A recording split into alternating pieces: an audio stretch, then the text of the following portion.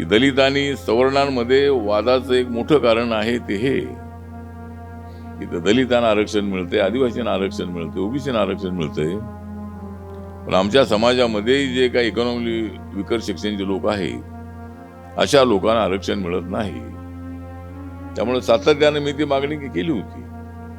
मराठा समाज असेल, ब्राह्मण समाज असेल, लिंगायत समाज असेल, ज्या जाती SC ST OBC मध्ये येत नाही अशा सर्व जातींना त्याचा फायदा होतो.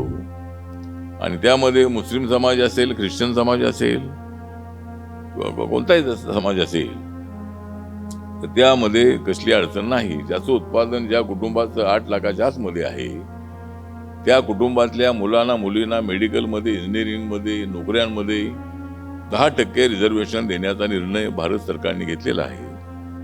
मी तसा राजकारणी माणूस नाही आहे, मी चळवळीतून आलेला कार्यकर्ता आहे आणि त्यामुळं बाकीच्या नेत्यांसारखं मला तर जमत नाही आहे. बाकीचे नेते फक्त उमेदवार उभे करतात आणि एक माणूस निवडून येत नाही आहे आणि पक्षही रेकग्नाइज होत नाही, अशी परिस्थिती आहे.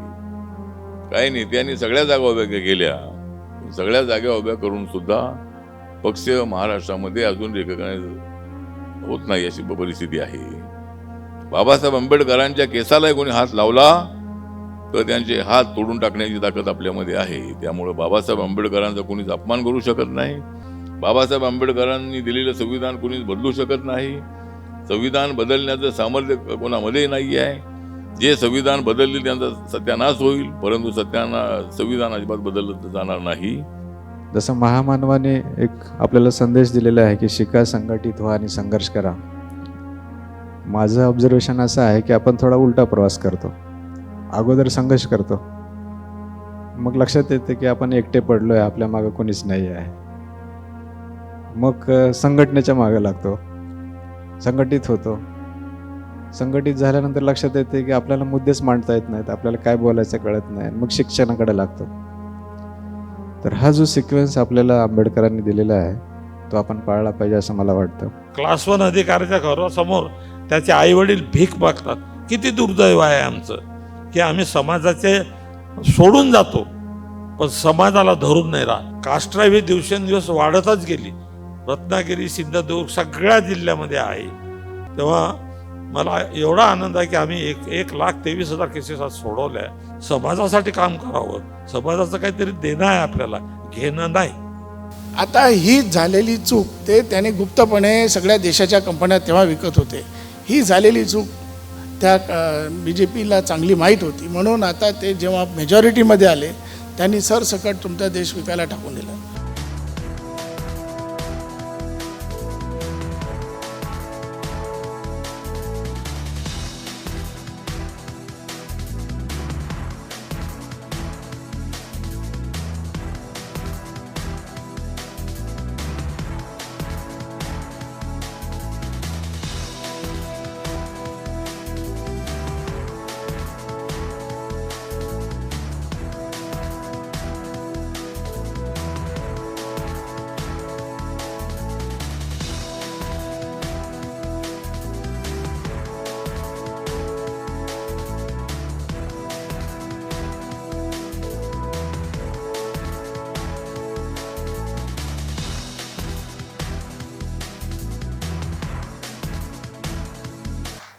आणि कोणी किती केला जरी शोर,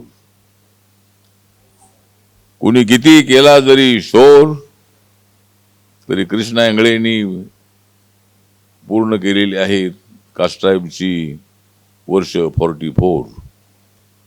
आपल्याला न्याय देण्यासाठी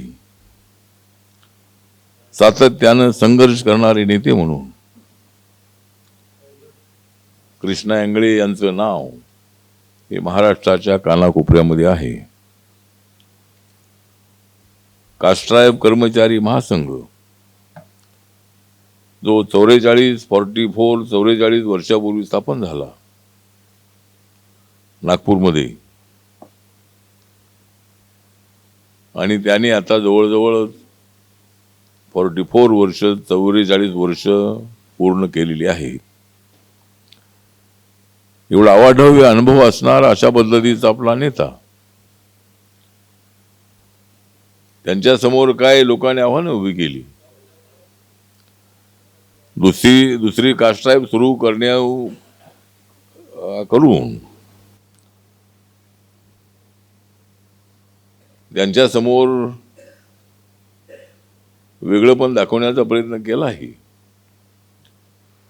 पण कृष्णा इंगळे यांचं सातत्य, कृष्णा इंगळे यांचा अभ्यास, कृष्णा इंगळे यांची संघर्ष करण्याची भूमिका, कृष्णा इंगळे यांची सगळ्या अधिकाऱ्यांना मंत्र्यांना पटवून देणारी भूमिका,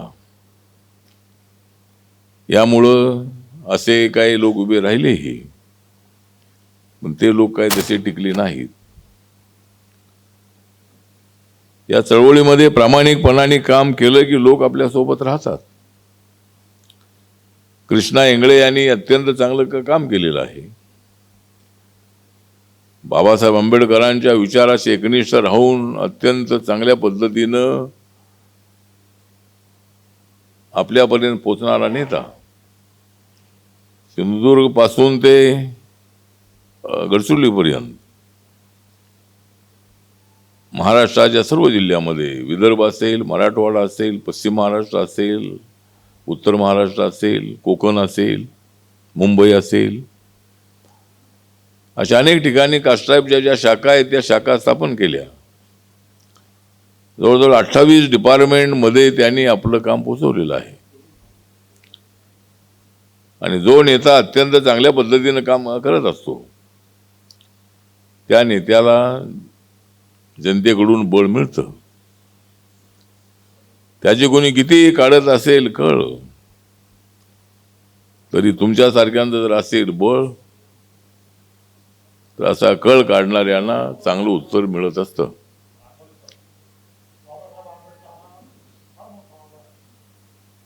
आणि ज्यावेळेला कृष्णा इंगळे यांनी ही कास्ट्राईब सुरू केली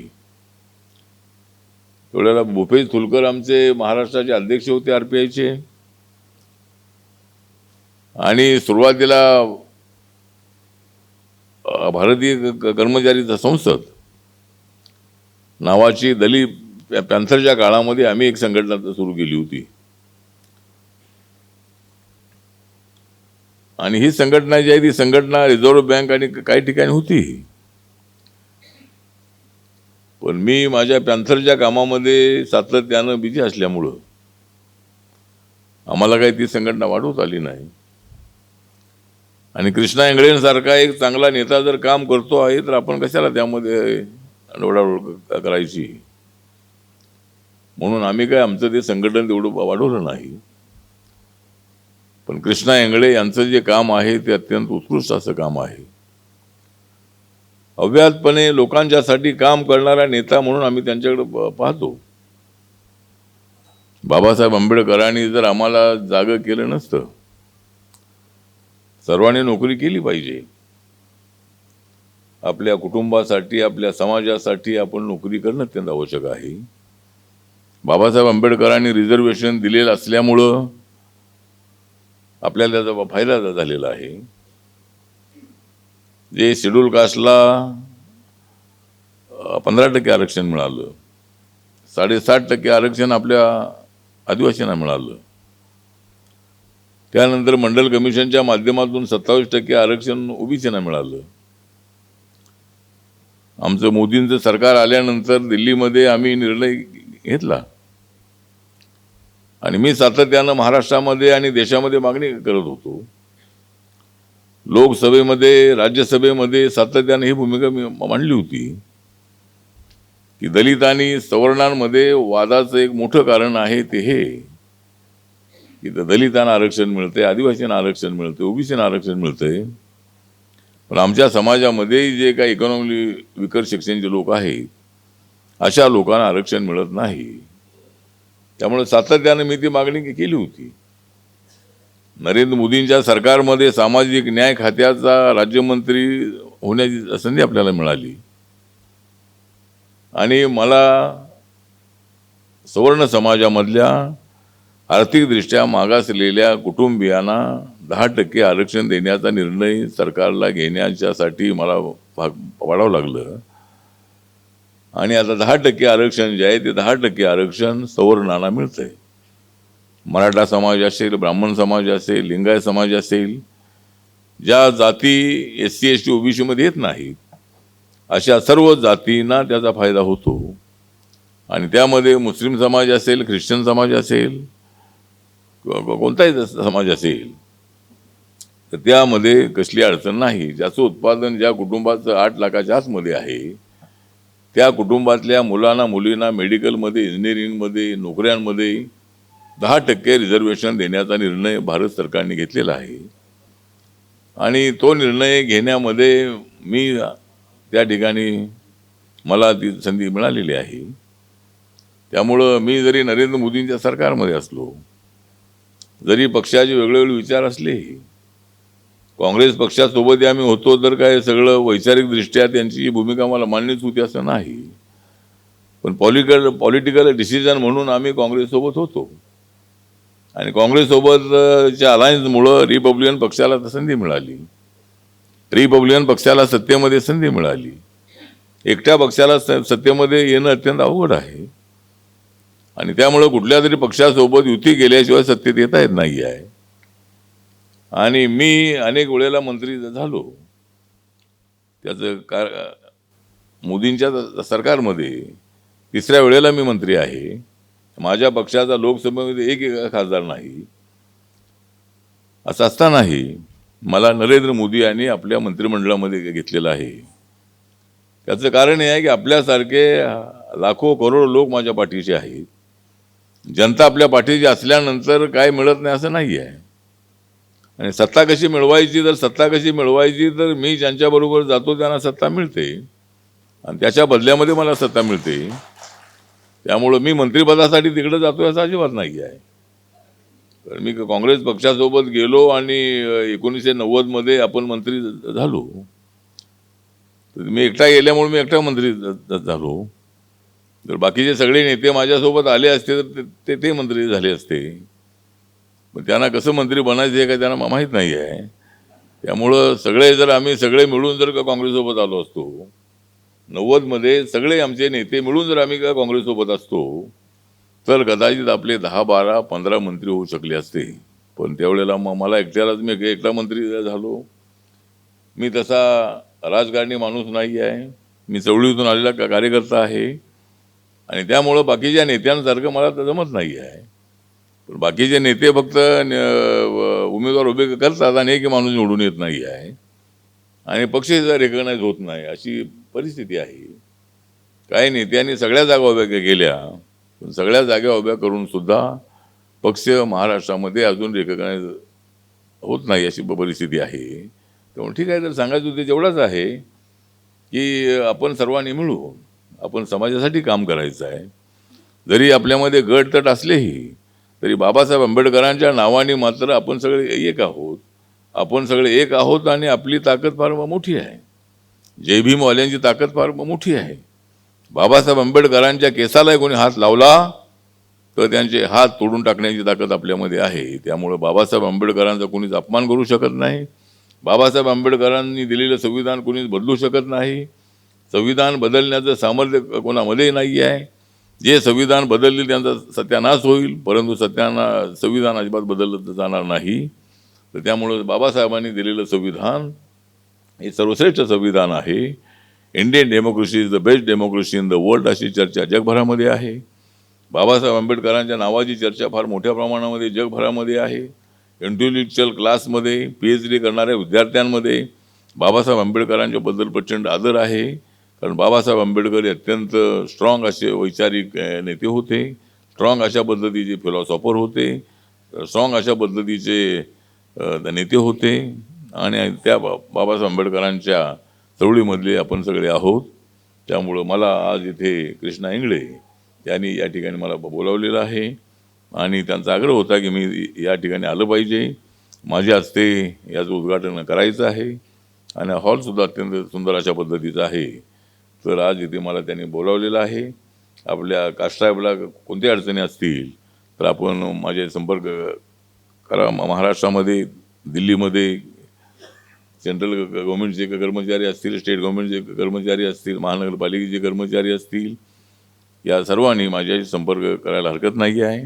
आणि कृष्णा इंगळेंसारखा एक चाणाक्ष नेता, अभ्यासू नेता आपल्याला मिळालेला आहे. त्यामुळे कृष्णा इंगळे यांचं मी या ठिकाणी आभार व्यक्त करतो. आपण 44 वर्ष आपण ही पार्टी, आपण हे संघटन आपण चालवत आहात. त्याबद्दल मला स्वतःला आनंद आहे, मला अभिमान आहे. आणि मी आपल्यासोबत आहे. कृष्णा इंगळे, आप आगे बढ़ो, मैं तुम्हारे साथ हूँ. जय भीम, जय भारत, जय महाराष्ट्र, जय विदर्भ. सन्माननीय रामदासजी आठवले सर यांनी उद्घाटनपर भाषण देऊन या कार्यक्रमाचं उद्घाटन झालं असं आपण मानूया. यानंतर या कार्यक्रमाचे प्रास्ताविक माननीय श्री सुमित भुईगड सर, वरिष्ठ उपाध्यक्ष कास्टाईप कर्मचारी महासंघ महाराष्ट्र राज्य हे करतील अशी मी त्यांना विनंती करतो. 1974ला कास्टाईप कर्मचारी संघटनेची स्थापना झाली. कृष्णा इंगळे साहेबांनी अखंड परिश्रमातून महाराष्ट्रात ही संघटना उभा केली. 1978च्या महाराष्ट्राच्या संपात, 78 दिवसांच्या संपात संघटनेनं शासनाला मोलाचं योगदान दिलं. त्यानंतर शासनाने कास्टाईपला 1982ला एम्प्लॉयमेंटचा दर्जा दिला व त्या एम्प्लॉयमेंटच्या दर्जाच्या माध्यमातून 1,80,000 महाराष्ट्रातील बहुजन, आदिवासी, SC, ST, OBC युवकांना नोकरी करण्याची संधी मिळाली. आजच्या कार्यक्रमाचे उद्घाटक माननीय आठवले साहेबांनी आत्ता सांगितलं आहे. समस्येबाबत प्रास्ताविकामध्ये फक्त 1-2-3 मुद्दे मांडतोय. ज्या वेळेला महाराष्ट्र शासनाने 29 डिसेंबर 2017ला एक साधं पत्र काढून मागासवर्गीयांच्या पदोन्नतीचं आरक्षण थांबवलं. त्यावेळेला त्यानंतर केंद्र सरकारनं 17 जून 2018ला महाराष्ट्राच्या देशातील सर्व मुख्य सचिवांना पत्र लिहून SC STचं पदोन्नतीतील आरक्षण थांबवता येणार नाही, त्याची अंमलबजावणी करा असं पत्र काढलं.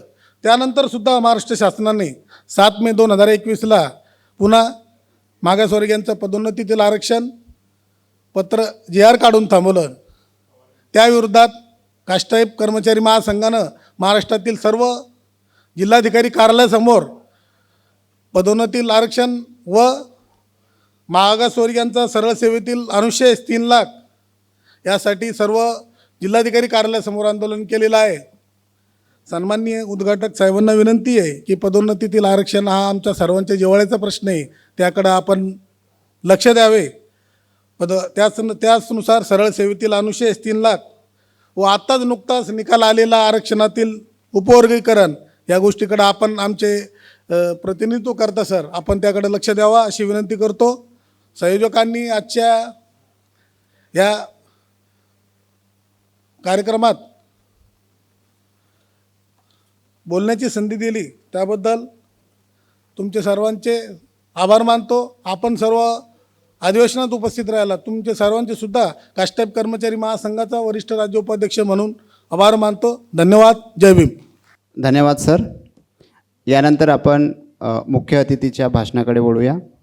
या कार्यक्रमाचे मुख्य अतिथी माननीय श्री विष्णू शिंदे सर, उपसंचालक भूमी अभिलेख नागपूर प्रदेश नागपूर, हे आपले मनोगत व्यक्त करतील अशी मी त्यांना विनंती करतो. सर्वांनी टाळ्या वाजवून सरांचं स्वागत करावं. महामानव भगवान गौतम बुद्धांना त्रिवार वंदन. महात्मा फुले, छत्रपती शाहू आणि डॉक्टर बाबासाहेब आंबेडकर या समाजसुधारकांना, नेत्यांना, महामानवांना वंदन करतो.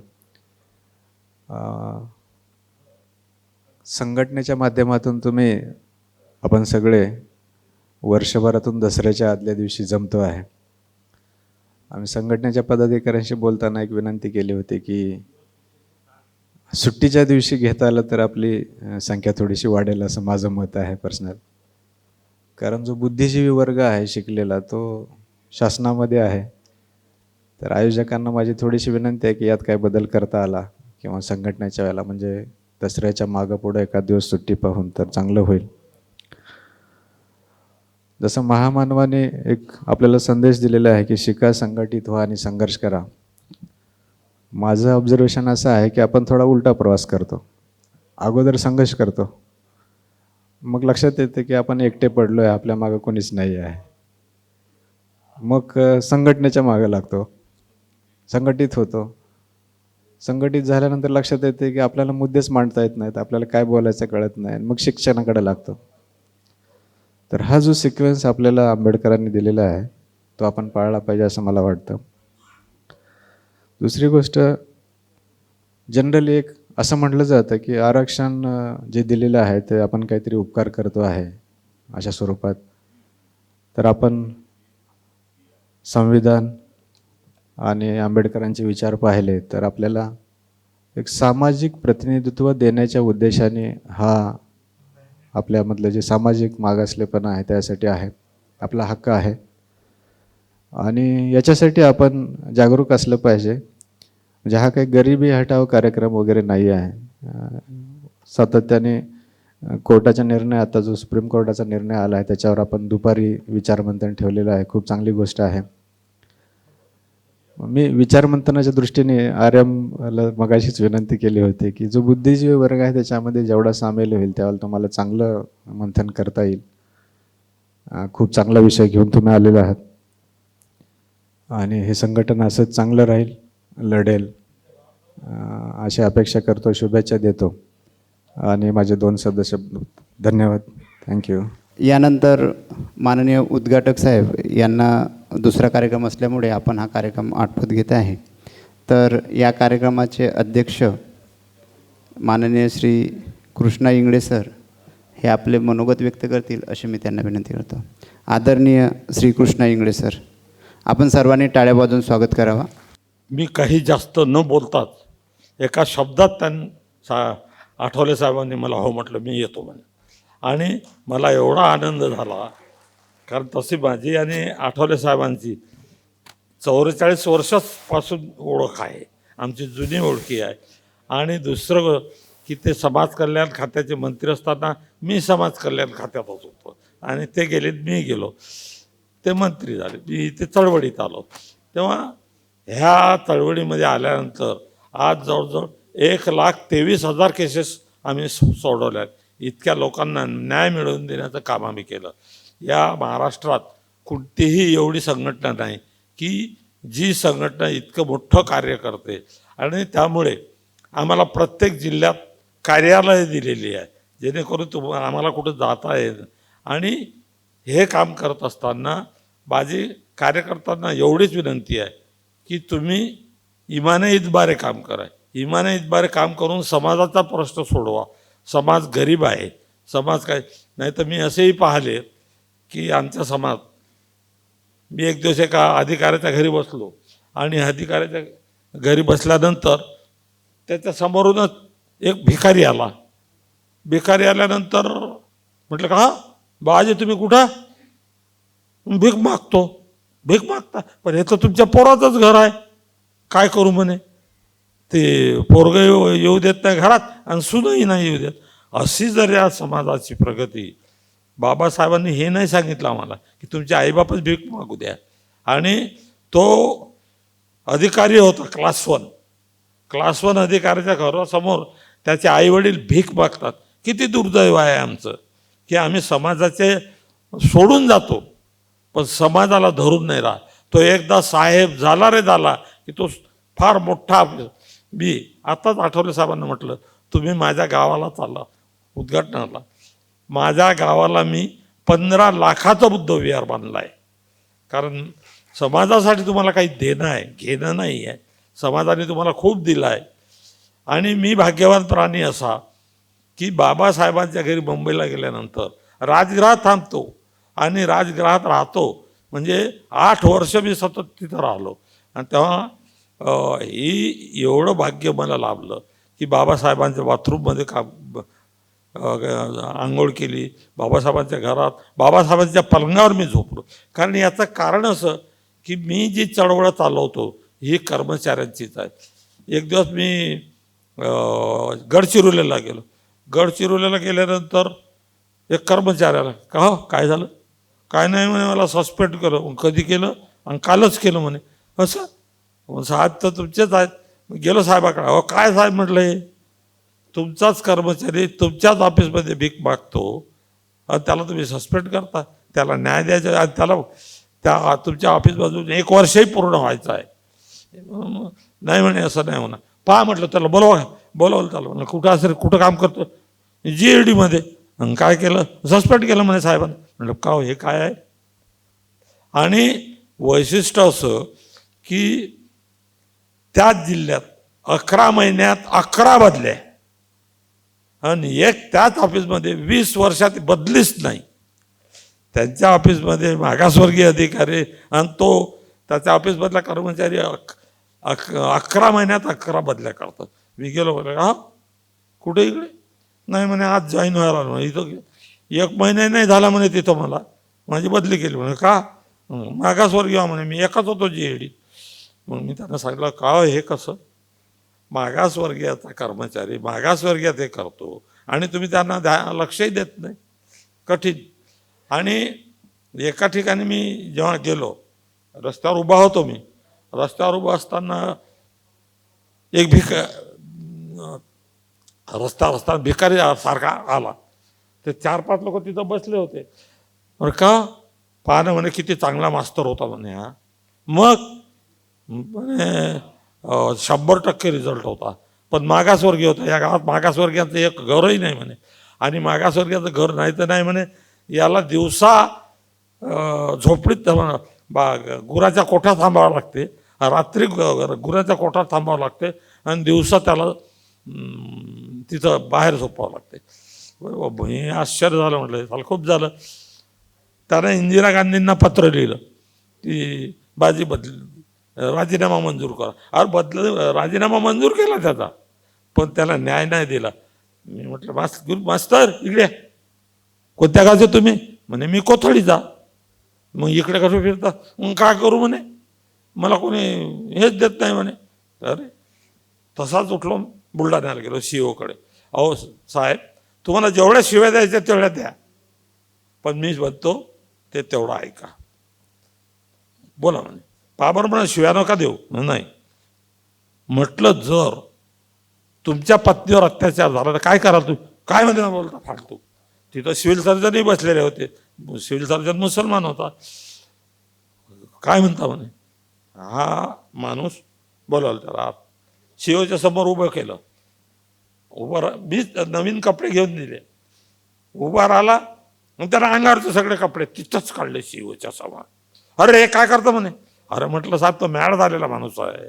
काय करता म्हणजे? मग लगेच त्याला सांगितलं सिव्हिल सर्जनला, याला फिट करून द्या म्हणे. तो राहिला 2-4 महिन्यात परत पागल झाला. आणि शेवटी मी म्हटलं साहेब हा मास्तर काही काम नाही करत, तुम्ही त्याच्यापेक्षा त्याला एखादी त्याच्या बायकोला पत्नीला नोकरी द्या ना. COनं ऐकलं. KC श्रीवास्तव होते. पहिलीच पोस्टिंग होती. अरे हे कैसा म्हणे. बोलावल्यानंतर बोलावलं तिथं त्याला आणि त्याला त्याने COच्या समोरच कपडे काढले. अरे याला द्या मग. दिल्यानंतर 3-4 महिन्यांनी मग त्याच्या पत्नीला दिलं. तेव्हा अशा याच्यामध्ये जर अशा अन्याय आज जवळजवळ 1,23,000 केसेस आम्ही सोडवल्यात. अनेक अन्याय सोडवले. ह्यामुळे कास्ट ड्राईव्ह ही दिवसेंदिवस वाढतच गेली. रत्नागिरी, सिंधुदुर्ग सगळ्या जिल्ह्यामध्ये आहे. तेव्हा मला एवढा आनंद आहे की आम्ही 1,23,000 केसेस आज सोडवल्या आणि महाराष्ट्रभर कास्ट ड्राईव्हचं नाव हे केलं. आणि आज हा रोपटा आज वृक्ष झाला. आणि म्हणून माझ्या कार्यकर्त्यांना माझी विनंती आहे की काही करा, दिवसात 1 तास तरी द्या. आणि मी सगळ्या जिल्ह्यांना ऑफिसेस दिले घेऊन. मी गेलो, विलासराव होते. साहेब म्हटलं आम्हाला बसायला जागा नाही, काहीच नाही, आम्हाला ऑफिसला जागा तर द्या. लगेच बोलावलं. सगळ्या कलेक्टरांना लिहा म्हणे आणि यांना ऑफिस द्या म्हणे कास्ट ड्राईव्हला. आज बहुतेक जिल्ह्यामध्ये बस तिथं. तेव्हा आपल्या लोकांनी 3 गोष्टी पाळल्या पाहिजे. इमानदारीनं काम केलं पाहिजे. इमानदारीद्वारे काम केलं त्याचा पवित्र भत्ता मिळतो. आणि कोणालाही त्रास देऊ नका. आपली येणारी माणसं गरीब आहेत. मी तुम्हाला सांगितलं की एक भिकारी त्याच्या मुलाच्याच घरी भीक मागतो. क्लास 1 ऑफिसर आहे आजही भीक मागतो. हे दुर्दैव नाही का आमचं? आमच्या महिलावर अत्याचार होता. हे दुर्दैव नाही आहे का आमचं? आम्ही किती प्रोटेक्शन देतो. माझ्या गावामध्ये आत्ताच मी साहेबांना सांगितलं 15 लाखाचं बुद्ध विहार बांधलं. साहेबांनी आत्ताच मान्य केलं तुमच्या गावाला. मी समाजाजवळून एकही पैसा घेतला नाही. म्हणजे तुम्हाला जर इमान आहे बरं का, कारण तुम्ही एक गोष्ट लक्षात ठेवा. मी एकदा लहान होतो आणि लहान असताना माझी आई म्हणे शाळेत जा. नाही जात. नाही म्हणे तुला शाळेत जावं लागत. म्हणजे निघालो रस्त्यानं पळत नांदुरेच्या. माझी आई मी पुढे, माझी आई मागत, मी पुढे, माझी आई मागत. माझ्या आईनं घागरी दिल्या ठेवून रस्त्यावर आणि ए दूधवाले याला पकड म्हणे, पकडून म्हणजे मारलं की नाही. बाबासाहेब आंबेडकर शिकला, समाजासाठी घोकला. अरे पण तू निदान तुझ्यासाठी तर शिक. नंतर दुसऱ्या वर्गात होतो. दुसऱ्या वर्गात काय झालं की अंगावर कपडे नाही, काही नाही. मग रस्त्यानं माझी आई म्हणे का रे आता कपड्याचं कसं रे? म्हटलं मी काय करू आता, नाही येतं. तेव्हा त्या माझ्या शाळेच्या मुख्याध्यापकाने मला ड्रेसच घेऊन दिला. आणि दुसऱ्या दिवशी जेव्हा वर्गात गेलो तेव्हा अरे काल तर तुझ्याजवळ कपडे नव्हते रे म्हणे, तुझ्याजवळ फाटकेच कपडे होते, तू तर म्हणून माझा पैसेच नाही. हेडमास्टरला बोलव, सर कपडे कोणी दिले? मी दिले म्हणे. इतके फाटके कपडे घालून येतो म्हणे वर्गात. तो गरिबी आहे बिचाऱ्याची, आणि या गरिबीत त्याला कुठून कोण देणार कपडे, म्हणून मी त्याला कपडे घेऊन दिले. म्हणजे तुम्ही इमानदार. आणि पहिल्या वर्गापासून तर 9वी पर्यंत पहिला नंबर सोडला नाही. पहिला म्हणजे पहिलाच. आणि जर तुम्ही इमानदारीद्वारे काम केलं तेव्हा 9व्या वर्गात मी 4 ABCD 4 क्लास होते. आणि 4 क्लास असल्यानंतर उशिरा आलो मी. हेडमास्तर बाहेर उभे होते. इंगळी इकडे म्हणे. काय कुठे गेला होता? म्हटलं सर निंद्याला गेलो होतो. सकाळी निंदायला जातो आणि मग दुपारी शाळेत आज त्यांनी उशीर झाला. खोटं बोलतो म्हणे. म्हटलं खोटं कशाला बोलू? मी दप्तर काढलं, त्यात पाहिलं खुरपं होतं. खुरप आहे आणि हे आता धुयाला चाललो. म्हणजे अशा परिस्थितीमध्ये शिकून माणूस इथपर्यंत येतो. आणि त्यांनी समाजासाठी काम करावं. समाजाचं काहीतरी देणं आहे आपल्याला, घेणं नाही. समाजासाठी जर दिला आपण, समाज आपल्याला बरोबर ओळखतो आणि समाज आपल्याला मान्यता देतो. आज माझ्या गावामध्ये 4थाच वर्ग होता. 4था वर्ग होता. आणि वर्गात 5व्या वर्गात दुसऱ्या 6व्या वर्गात बसलो. ते आमचे हेडमास्टर पारे म्हणे, तो पहा म्हणे किती आहे म्हणे. तुम्ही बरे मला सगळं मिळत असताना तुम्ही काही करत नाही. तो पहिला नंबर सोडत नाही. आणि जेव्हा 9वी पास झालो तर मला हेडमास्टरने बोलावलं. इकडे म्हणे. काय? उभा राहा म्हणे. राहिलो उभा. हा घे म्हणे तुला ड्रेस, तुला कपडे दिले म्हणे. म्हणजे आपण जर चांगलं राहिलो, आपण चांगला राहिलो तर समाज आपल्याकडे पाहतो.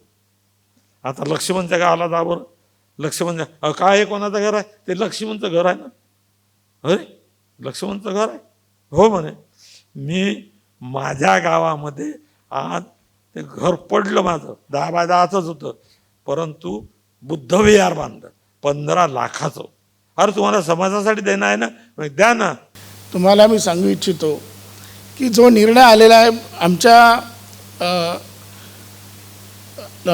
याच कायद्यामध्ये, असे प्रिन्सिपल ठरलेले आहेत, तसे तत्त्व आहेत की जर का एखादा निर्णय हा मोठ्या बेंचनी दिला असेल तर तो प्रिवेल होईल, तो लागू होईल आणि तोच अंमलात राहील.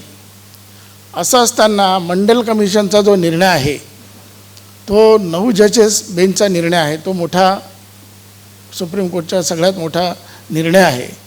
आणि त्याच्यानंतर जे आलेले नागराज, जर्नेल सिंग किंवा आता हे इतर आता हे कॅटेगरायझेशनचं जजमेंट आलेलं आहे, ते 7 बेंचचं जजमेंट आलेलं आहे. तर ते त्याला ओव्हर रूल किंवा ओव्हरराईड करू शकत नाही. म्हणून यांनी फक्त दिशानिर्देश केलेले आहेत की गव्हर्मेंट सब कॅटेगरायझेशन या कास्टमध्ये करू शकतं. कारण कोर्टाला ते अधिकार नाही आहेत. म्हणून त्यांनी असा सल्ला देऊन ते मोकळे झालेले आहेत. त्याच्यातही आपण रिव्ह्यू केलेला आहे. पण रिव्ह्यू करायच्या पहिले, हे जजमेंट यायच्या पहिले आम्ही वकील लोकांनी प्रयत्न केले की अनेक संघटनांनी याच्यामध्ये हे जजमेंट यायच्या पहिलेच आपण याच्यामध्ये मध्यस्थी करून याचा विरोध करायला पाहिजे होता, पण कोणत्याही संघटनांनी त्याच्यामध्ये हात घातलेला नाही.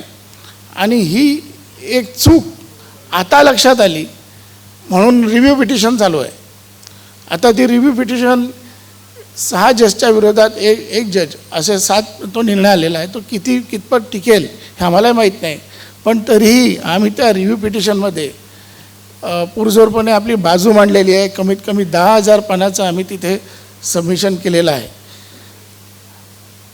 आता याच्यापुढे येणाऱ्या काळामध्ये सुद्धा रिझर्वेशन वरती आधारित अनेक आपल्या हेतूच्या विरुद्ध येणारे केसेससुद्धा सुप्रीम कोर्टामध्ये फाईल झालेले आहेत.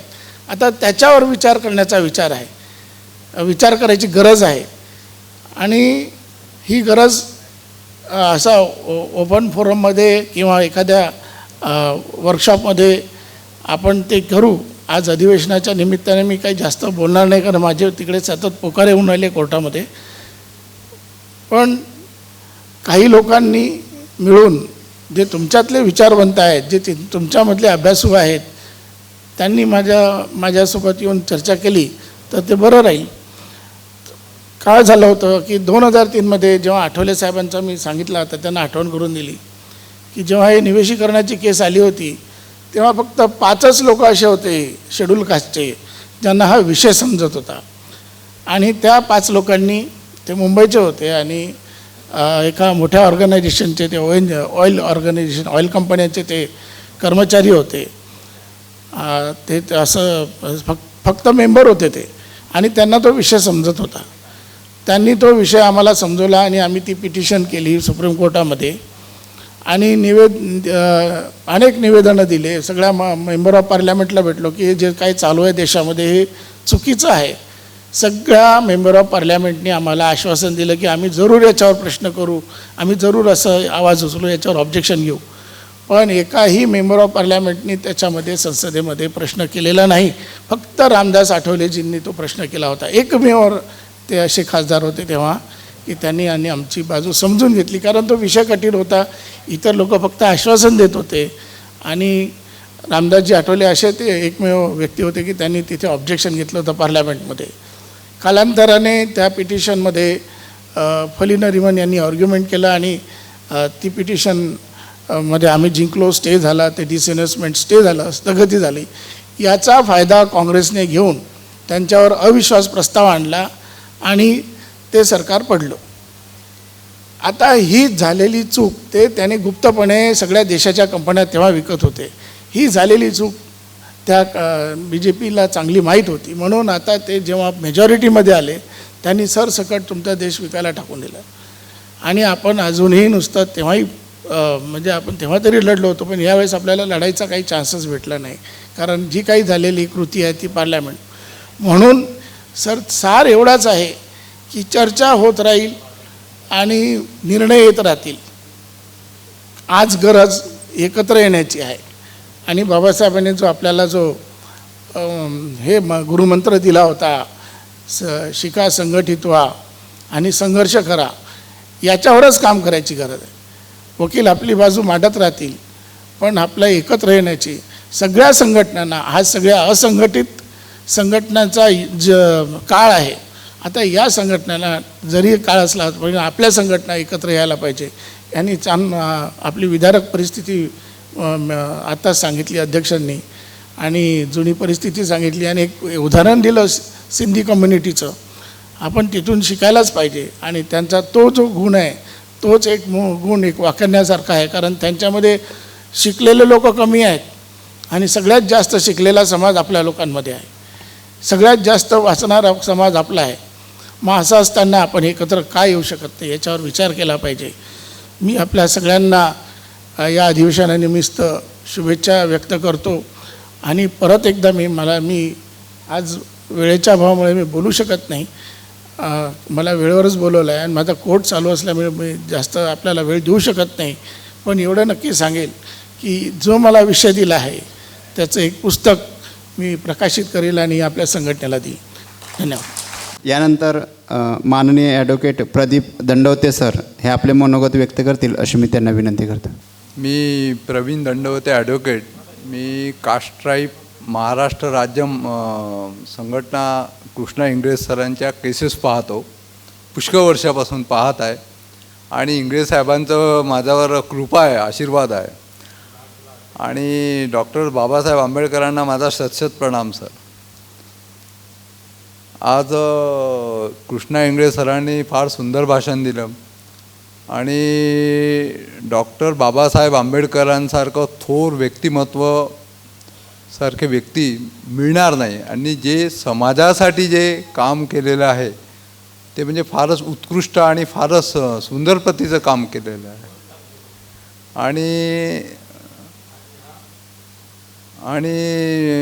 आणि कॉन्स्टिट्यूशन ऑफ इंडिया जे त्यांनी लिहिलेलं आहे त्याच्यामध्ये बहुजन समाजाचे राईट्स आणि इतरांचे सगळे जे काही अधिकार आहे ते सगळे प्रोटेक्ट केलेले आहे आणि याचा मला फार अभिमान आहे. जे डॉक्टर बाबासाहेब आंबेडकरांनी जे कॉन्स्टिट्यूशन जे लिहिलेलं आहे. आणि मी तर काही आता जास्त बोलू शकत नाही. कृष्णा इंगळे सरांनी सगळं डिटेल्समध्ये आपल्याला सांगितलेलं आहे आणि त्याच्यामुळे मी काही आता जास्त आपल्यासमोर बोलू शकत नाही. जय भीम. सन 2017पासून मागासवर्गीय पदोन्नत्या थांबले गेलेले आहे. एक साधा पत्र 29 डिसेंबर 2017 रोजी शासनाने पारित केले आणि तात्काळ मागासवर्गीय पदोन्नत्या बंद केले. तदनंतर आपण कास्ट ट्राईब महासंघाचे सर्व शिलेदार लोकशाही का पेशवाई हे राज्यभर आंदोलन केले. तदनंतर पदोन्नत्या थांबवल्या गेलं. परत 7 मे 2021ला पुन्हा एक शासन निर्णय काढले आणि सर्व मागासवर्गीयांचं कर्मचाऱ्यांचं पदोन्नती थांबवली. यामध्ये अनेक सिनियर लोक आज मागं पडलेलं आहे. आपले ज्येष्ठताने कमी असलेले लोक आपल्याला पुढे गेलं. यामध्ये फार आपलं मागासवर्गीय कर्मचाऱ्यांचं नुकसान झालेलं आहे. तरी आपण याबाबत काय करायचं आहे, रात्री मी साहेबाबरोबर बोललेलं आहे की आपण वेळ पडलं तर पदोन्नतीसाठी आपण पुन्हा कोर्टात जाऊ. कारण 15 जून 2018 रोजी केंद्र शासनाने सर्व मुख्य सचिवांना आदेशित केले होते की SC/ST कर्मचाऱ्यांच्या पदोन्नत्या रोखता येणार नाही. तरीसुद्धा हे शासन पदोन्नत्या थांबवलेल्या आहे. तरी आपण सर्वांनी मिळून आपण एकत्र न भांडता आपण एकत्र येऊन हे पदोन्नत्या मान्य इंगळे साहेबाच्या नेतृत्वाखाली आपण लढून हे आपलं मागासवर्गीय कर्मचाऱ्यांचं पदोन्नत्या पदरात पाडूया असं मी सर्वांचं एकजुटीने ज्या मी आदेश देतील साहेब ते आपण पुढे जाऊया. मित्रहो, प्रतिवर्षाप्रमाणे नागपूर येथे कास्ट ट्राईब कर्मचारी महासंघाचे अधिवेशन होत आहे. यावर्षीचं अधिवेशन हे एक आगळ्या वेगळ्या स्वरूपाचं अधिवेशन आहे. हे अधिवेशन माननीय इंगळे साहेबांनी सूचना दिलेली आहे की फूल हार हा स्वागताचा कार्यक्रम या ठिकाणी नाही. आपल्याला वेगळं वाटत असेल, आम्हाला सुद्धा सगळ्यांना वेगळं वाटलं, परंतु माननीय इंगळे साहेब हे दूरदृष्टीचे महाराष्ट्राचे तमाम कर्मचाऱ्यांचे नेते आहेत. आज या देशावर मनुवादी सरकारचं राज्य आहे. आज या देशावर बहुजनांच्या विरोधातलं राज्य आहे. आजचे सगळे GR, आजचे सगळे निर्णय ही बहुजनांच्या विरोधातले आहेत. म्हणून माननीय साहेबांनी आज दुसरं कोणतंही भाषण या ठिकाणी ठेवलेलं नाही. न्यायालयीन कोर्टाचे सल्लागार या ठिकाणी बोलवलेले आहेत. त्याचं कारण असं आहे की आज महाराष्ट्रातील तमाम बहुजन कर्मचाऱ्यांच्या विरोधामध्ये, मंडल आयोगामध्ये येणाऱ्या सर्व कर्मचाऱ्यांच्या विरोधामध्ये आज जी रणनीती चालू आहे, त्या रणनीतीच्या विरोधामध्ये आपल्याला सर्वांना एकत्र येऊन, आपल्याला सर्वांना एकत्र जमून याच्यावर विचारमंथन झालं पाहिजे, वेळप्रसंगी आंदोलन झालं पाहिजे. साहेबांनी सुरुवात केलेली आहे लोकशाही की पेशवाही हा नारा देऊन महाराष्ट्रामध्ये या सरकारचा निषेध करण्याचं काम चालू आहे. हा नारा देऊन बहुजन कर्मचाऱ्यांच्या जर अधिकाराला, बहुजनांच्या विद्यार्थ्यांसाठी शैक्षणिक अडचणी निर्माण कराल तर आमचे कर्मचारी रस्त्यावर उतरून या ठिकाणी आंदोलन केल्याशिवाय राहणार नाहीत. त्याचबरोबर जर तुम्ही आंदोलनानं ऐकत नसाल तर वेळप्रसंगी कोर्टामध्ये जाण्याची तयारी ठेवण्यासाठी माननीय साहेबांनी ॲडव्होकेट कायदेविषयक सल्लागारांना या ठिकाणी बोलवले आहे. साहेब, मी आपलं तमाम महाराष्ट्रातील बहुजन कर्मचाऱ्यांच्या वतीनं मी आज अभिनंदन करतो. साहेबांचं टाळी वाजवून आपण अभिनंदन करू की साहेबांनी वेळप्रसंगी या शासनाच्या विरोधामध्ये आज आंदोलन करण्याची, कायदेविषयक लढाई करण्याची, आज ही तयारी करण्याची ही साहेबांनी आपल्याला आज हाक दिलेली आहे. मी सर्व कर्मचाऱ्यांना, सर्व बहुजन कर्मचाऱ्यांना मी यासाठी नम्र आवाहन करतो की आपण आपल्यामधले गट तट सोडून आज या ठिकाणी आपल्यावर होणारे अन्याय, आपल्या बाबतीत निघणारे विरोधातले निर्णय यांचा निषेध करण्यासाठी, यांना जाब विचारण्यासाठी, या शासनाच्या विरोधातली न्यायालयीन लढाई लढण्यासाठी आपल्याला एकत्र येण्याची गरज आहे. त्यासाठी वेळप्रसंगी निधी जमवण्याची आपल्याला तयारी ठेवावी लागणार आहे. आपण या ठिकाणी येतो, आंदोलनं झाली पाहिजे, संघटना चालली पाहिजे, संघटनेनं कामं केले पाहिजे असं म्हणतो, परंतु आपण स्वतःला कधी प्रश्न विचारलाय का की आपण संघटनेसाठी काय करतो? आपण असंच म्हणतो हे होत नाही, ते होत नाही, ते होत नाही, असं होत नाही, तसं होत नाही. आज साहेबांनी जी संघटना गेल्या 50-55 वर्षापासून चालवलेली आहे, हा वटवृक्ष त्यांनी जपून ठेवलेला आहे. हा वटवृक्ष वाढणं महत्त्वाचं आहे, याला जपणं महत्त्वाचं आहे. साहेबांच्या नंतर सुद्धा हा वटवृक्ष साहेबांच्या नावावर चालला पाहिजे आणि या शासन दरबारी, या शासनाला आपण ठणकावून सांगितलं पाहिजे की बहुजनांच्या विरोधामध्ये जर निर्णय घ्याल तर याद राखा. उत्तम आर सालवणकर, सरचिटणीस कास्टाईप कर्मचारी महासंघ महाराष्ट्र राज्य, हे आपले मनोगत व्यक्त करतील अशी मी त्यांना विनंती करतो. मला या आजच्या प्रसंगी बोलायचे आहेत. आपले सर्व जिल्ह्यातले जिल्हाध्यक्ष इथं संबंधित आलेले आहेत आणि काही जिल्ह्यामध्ये की नाही आपलं संघटनेचं उद्देश काय नाही, ध्येय बाजूलाच ठेवतात, फक्त आपसात अध्यक्षाचे भांडण करतात. याच्याने संघटना कधीच वाढणार नाही आहे. नागपुराची इतली वाईट स्थिती आहे की एकच माणूस आहे, मग काय करायचं, संघटना कशी वाढेल?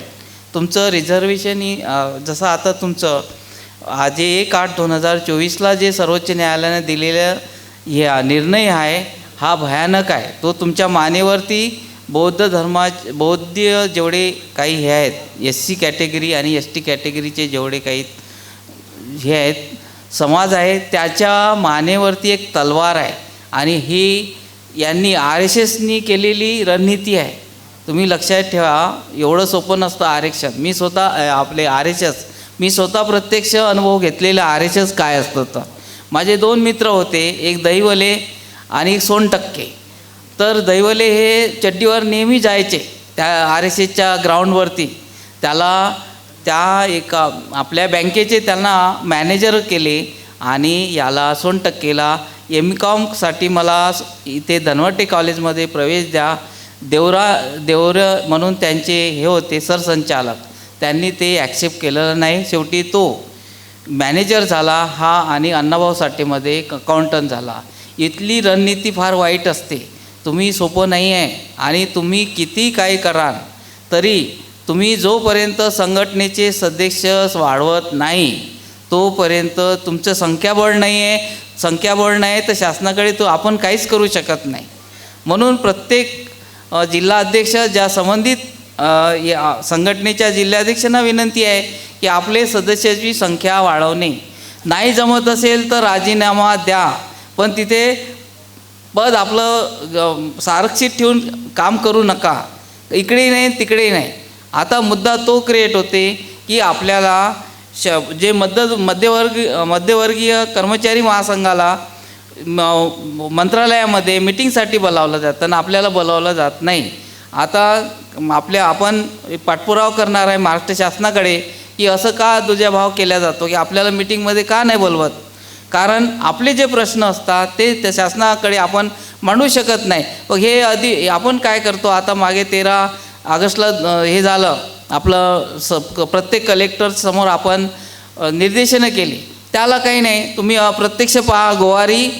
गोवारीचा जो हे आहे ST कॅटेगरीमध्ये समायोजन करण्याबाबत तुम्ही संविधान चौकामध्ये पहा, त्यांचं काय अवस्था करून ठेवलेली आहे. शासनाने GR काढूनसुद्धा अंमलबजावणी करत नाही. एवढं निगेटिव्ह शासन आहे.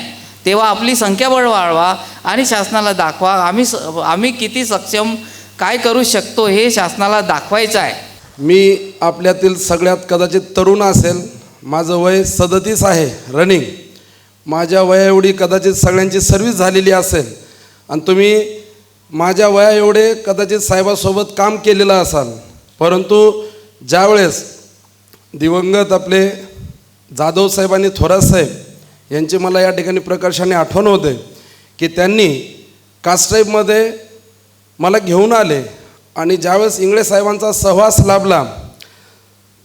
लाभल्याच्या नंतर बाकीच्या ज्या आपण सगळेजण ज्या वेगवेगळ्या क्षेत्रामध्ये चळवळीमध्ये काम करतो, धार्मिक चळवळ असेल, सामाजिक चळवळ असेल, राजकीय चळवळ असेल, स्वतःची कौटुंबिक परिस्थिती असेल, ह्या सगळ्या क्षेत्रातून काम करत असताना प्रशासनामध्ये राहून जी सामाजिक चळवळ कशा रीतीनं एक संघ जोपासण्याचं जे काम बघायला भेटलं, जे की कास्ट्राईबमध्ये आल्याच्यानंतर मला स्वतःला बघायला भेटलं.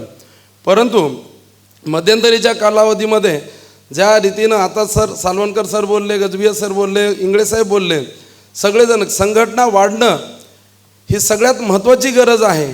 जे की नवीन तरुण पिढी कास्ट्राईबकडे येताना फार आशेनं आणि प्रत्येकजण प्रत्येक जिल्ह्यातला हा आमदाराच्या लेवलचा माणूस हा तिथला जिल्हाध्यक्ष आहे असं मला स्वतःला वाटतं. हे तुमच्यासाठी ही गोष्ट आहे. आपल्याला प्रत्येक कलेक्टर असेल, विभागीय आयुक्त कार्यालय असतील, प्रत्येक ठिकाणी एक मान सन्मानाचं फार चांगल्या रीतीने एक दबदबा हा इंगळे साहेबांनी संपूर्ण महाराष्ट्रामध्ये आपल्याला करून दिलेला आहे.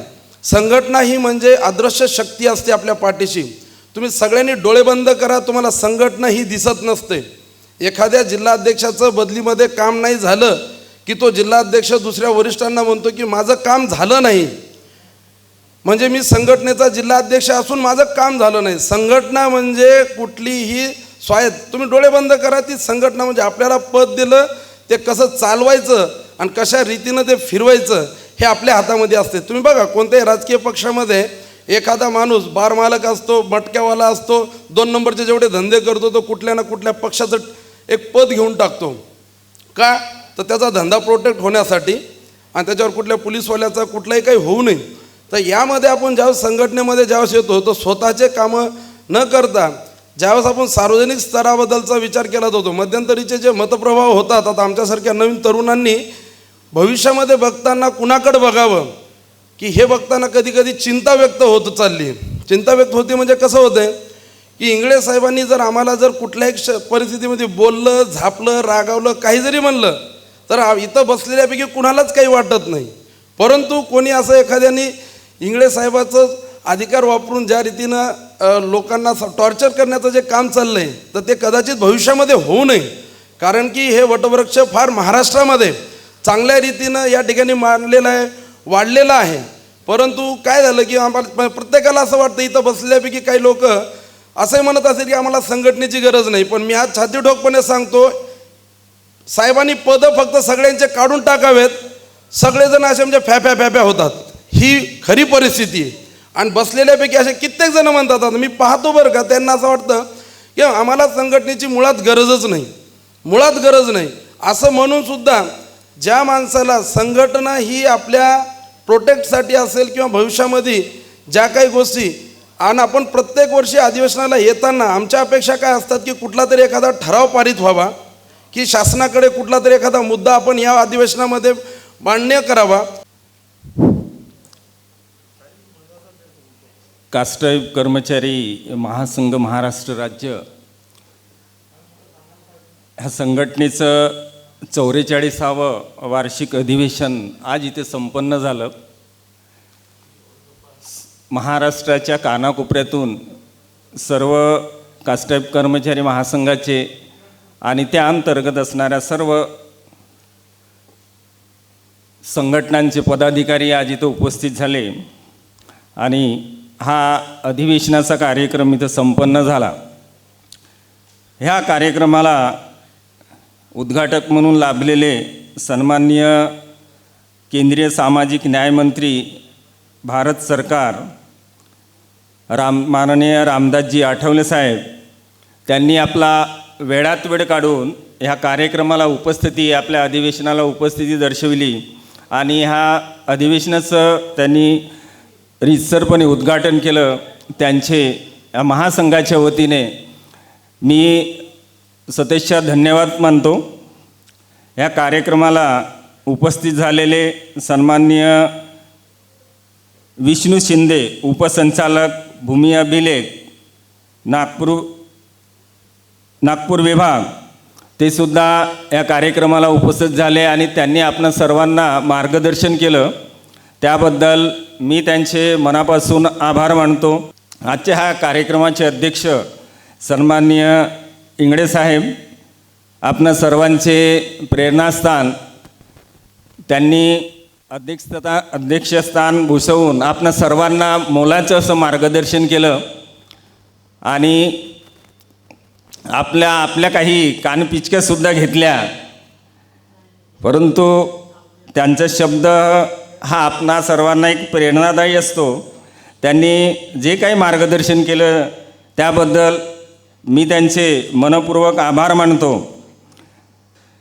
तसेच सन्माननीय दंडवते साहेब, वाठोरे साहेब हे सुद्धा आपल्या अधिवेशनाच्या कार्यक्रमाला उपस्थित झाले. त्यांनी आपणाला सर्वांना मार्गदर्शन केलं, त्याबद्दल मी त्या सर्वांचे मनपूर्वक आभार मानतो. आपण सर्व महाराष्ट्राच्या कानाकोपऱ्यातून प्रवास करून इथं पोहोचलात. ह्या कार्यक्रमाला, ह्या अधिवेशनाला आपण इथं उपस्थिती दर्शवली, त्याबद्दल मी आपणा सर्वांचे मनापासून आभार मानतो. ह्या कार्यक्रमाचं सूत्रसंचालन करणारे विभूतीचंद्र गजबिये, भूमी अभिलेख संघटनेचे कार्याध्यक्ष, यांनी उत्कृष्ट असं संचालन केलं. आपले कास्टाईप कर्मचारी महासंघाचे वरिष्ठ उपाध्यक्ष सुमित भुईगडजी यांनी प्रास्ताविक केलं, त्याबद्दल सुद्धा मी त्या सर्वांचे मनपूर्वक आभार मानतो.